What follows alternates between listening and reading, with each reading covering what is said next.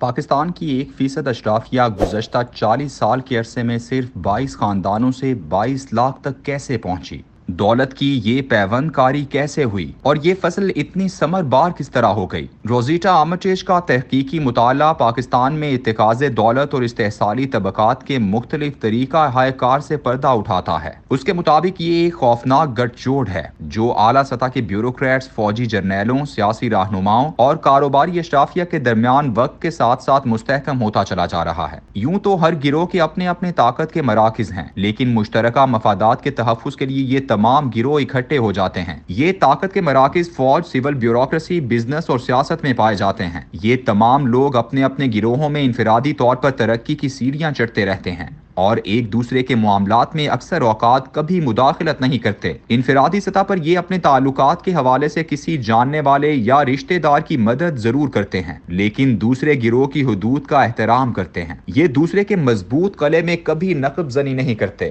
ان کا آپس کا گٹھ جوڑ ایسا ہے کہ ایک گروہ کو باقی تمام گروہ مل کر تحفظ فراہم کرتے ہیں۔ یہ سب مل کر اشرافیہ بنتی ہے جو پاکستان کی سمت کا تعین کرتی ہے، ایسے قوانین بناتی ہے جس سے اس کے ممبران خوب فائدہ اٹھاتے ہیں اور اپنے آپ کو مزید مستحکم کرتے ہیں۔ یہی وجہ ہے کہ یہ چاروں گروہ اس قدر خوش بخت ہیں کہ پاکستان میں کسی بھی قسم کی آفت، مصیبت، جنگ یا بیماری آ جائے، ان کا کچھ نہیں بگاڑ سکتی، ان کا بال بھی بیکا نہیں ہوتا۔ یہ 1971 کے بہت بڑے سانحے سے بھی صاف بچ نکلے۔ سرمایہ کاروں کا سرمایہ محفوظ رہا، بیوروکریٹس کی نوکریاں چلتی رہیں، فوجیوں کی پروموشنیں ہوتی رہیں اور سیاستدان بھی ویسے کے ویسے دودھ کے دھلے نظر آتے رہے۔ گھر کاروبار تو غریب بنگالیوں اور بہاریوں کے اجڑے، جان سے عام لوگ گئے، نسلیں ان کی برباد ہوئیں۔ اس سانحے میں اشرافیہ کے تحفظ کی مثال صرف ایک اصفہانی خاندان سے واضح کی جا سکتی ہے۔ مرزا ابو طالب اصفہانی کو 1799 میں انگریز نے لندن بلا کر رشمنڈ کے علاقے میں جائیداد عطا فرمائی، اور پھر جب ایسٹ انڈیا کمپنی نے سراج الدولہ کے جرنیل میر جعفر کی غداری سے بنگال فتح کیا تو پھر اپنے لاڈلوں کو یہاں لا کر آباد کیا جانے لگا۔ یوں اصفہانی خاندان لندن سے آ کر یہاں آباد ہو گیا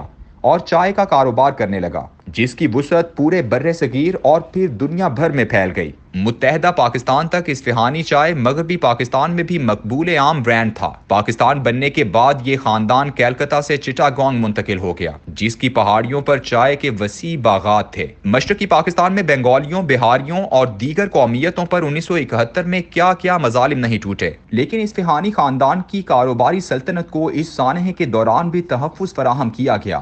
روزیٹا کے مطابق یہ تمام طبقات قوانین تو بناتے ہیں، مگر ان میں سے ایسے راستے نکالتے ہیں تاکہ انہیں اپنے ہی بنائے ہوئے ان قوانین پر عمل نہ کرنا پڑے۔ قوانین سے بالاتر ہونے کی یہی وجہ ہے کہ یہ لوگ دن بدن امیر سے امیر تر ہوتے چلے جا رہے ہیں اور خوفناک حد تک طاقتور بھی۔ 22 خاندانوں کے گروہ کا 22 لاکھ افراد کے جمع غفیر میں ڈھلنے کے عمل کے اہم ترین راستے، طریقہ کار یا گٹھ جوڑ کا تذکرہ اس کتاب میں دو اہم اصطلاحات سے کیا گیا ہے۔ پہلا سوشلائزنگ اینڈ میرجز، معاشرتی میل جول اور شادیاں۔ دوسرا کلچر آف ایگزیمپشن، استثناء کا کلچر۔ شادیاں اور معاشرتی میل جول وہ زینہ ہے جس کے ذریعے یہ تمام گروہ بلندی کی منازل طے کرتے ہیں۔ روزیٹا لکھتی ہے کہ دلچسپی کی بات یہ ہے کہ نوجوان فوجی افسران صنعت کاروں کی بیٹیوں سے شادی کرنا پسند کرتے ہیں اور اعلیٰ بیوروکریٹس کی بیٹیاں بھی ایسے ہی سرمایہ دار اور صنعت کار افراد کو پسند کرتی ہیں اور سیاستدانوں سے کنارہ کشی اختیار کرتی ہیں۔ اس کتاب کا ایک فقرہ غضب کا ہے جسے ہو بہو انگریزی میں تحریر کر رہا ہوں تاکہ اس کا اصل لطف قائم رہے اور ترجمہ کرنے کے بعد اردو قارئین بھی آگاہ ہو سکیں۔ Marital strategies continue to be one of the most powerful mechanisms employed by the Pakistani elite to protect their economic assets and their social status, to foster inter-elite networks and to gather information on other elite families. شادیوں کی حکمت عملی ایک ایسا طاقتور طریقہ کار ہے جسے پاکستان کی اشرافیہ مسلسل استعمال کرتی ہے تاکہ وہ اس کے ذریعے اپنے مالی اثاثوں اور معاشرتی رتبے کا تحفظ کر سکے اور اس کے ذریعے اپنے اشرافیہ کے نیٹ ورک کی شاندار نشو نما کرنے کے ساتھ ساتھ دوسرے صاحب حیثیت خاندانوں کے بارے میں بھی اپنی معلومات میں اضافہ کرتی رہے۔ اس سارے کھیل میں پاکستان میں دو مختلف اقسام کی اشرافیہ پائی جاتی ہیں جن کا آپس میں میل کچھ عرصہ پہلے تک مشکل سے ہوا کرتا تھا، لیکن اب یہ فرق تقریباً مٹ چکا ہے۔ پہلی قسم قیام پاکستان سے قبل کی اشرافیہ کی ہے جو مغلوں اور پھر انگریزوں کی وفاداریوں کے عوض مراد حاصل کر کے مقام و مرتبے پر صدیوں پہلے ہی فائز ہو چکی تھیں۔ اس اشرافیہ کے لیے یہ کڑوی گولی نگلنا مشکل تھی کہ وہ بعد میں امیر بننے والوں کو اپنے برابر سمجھیں۔ روزیٹا نے اپنی کتاب میں ہمارے ملک میں زبان زد عام اصطلاح نو دولتیے کا استعمال اس فرانسیسی نیم البدل کی اصطلاح سے کیا ہے۔ اس نے لکھا ہے کہ 1970 کے بعد عمارت کی بلندیوں کو اچانک چھونے والے خاندان اس قدیم اشرافیہ کی نظروں میں شروع میں گھٹیا تصور ہوتے تھے۔ قدیم اشرافیہ اپنے لیے مخصوص ٹھکانوں کے دروازے ان کے لیے بند رکھتی تھی، جیسے یہ لوگ جم خانہ جیسے بڑے کلبوں کی ممبرشپ نہیں لے سکتے تھے، اور ان کی اولادوں کے لیے ایچیسن جیسے اسکولوں میں داخلہ مشکل سے ہوتا تھا۔ قدیم اشرافیہ یہ رویہ اس لیے اختیار کرتی تھی کیونکہ ان پرانے خاندانی رئیس لوگوں کی آمدن وقت کے ساتھ کم ہو رہی تھی اور وہ ان نو دولتیوں کا کسی صورت مقابلہ نہیں کر پاتے تھے۔ یہی وجہ ہے کہ وہ اپنی معاشرتی میل جول کی جگہوں سے انہیں دور رکھتے تھے، اور وہ آج بھی عموماً ایسا ہی کرتے ہیں۔ لیکن اب کسی ایک خاندان کی دولت اور دوسرے خاندان کے مرتبے کو شادی کے اعلیٰ پیڈسٹل یا منچ پر یوں اکٹھا کر دیا جاتا ہے کہ ایک جرنیل کی طاقت و قوت، ایک بیوروکریٹ کی حیثیت و مرتبہ، اور ایک عام سے خاندان سے تعلق رکھنے والے کسی نو دولتیے پراپرٹی ٹائکون، صنعت کار یا بزنس مین کی دولت کا یہ ایک حسین ملاپ بن جاتا ہے۔ یہی وجہ ہے کہ جیسے ہی ایک فیڈرل سیکرٹری یا ایک جرنیل کا بیٹا یا بیٹی کسی ایسے ہی نو دولتیے کے ہاں بیاہا جاتا ہے تو پھر وہ ایک ہی ذقن میں دولت میں نہانے لگتا ہے، اور نو دولتیہ خاندان اس مرتبے، مقام اور سماجی حیثیت کا لطف اٹھانے لگتا ہے جس کے بارے میں اس نے کبھی تصور بھی نہیں کیا تھا۔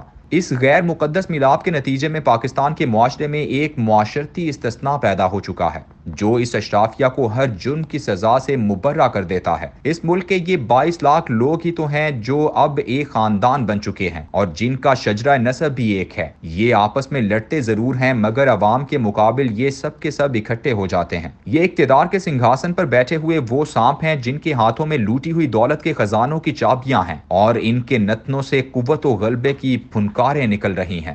ختم شد۔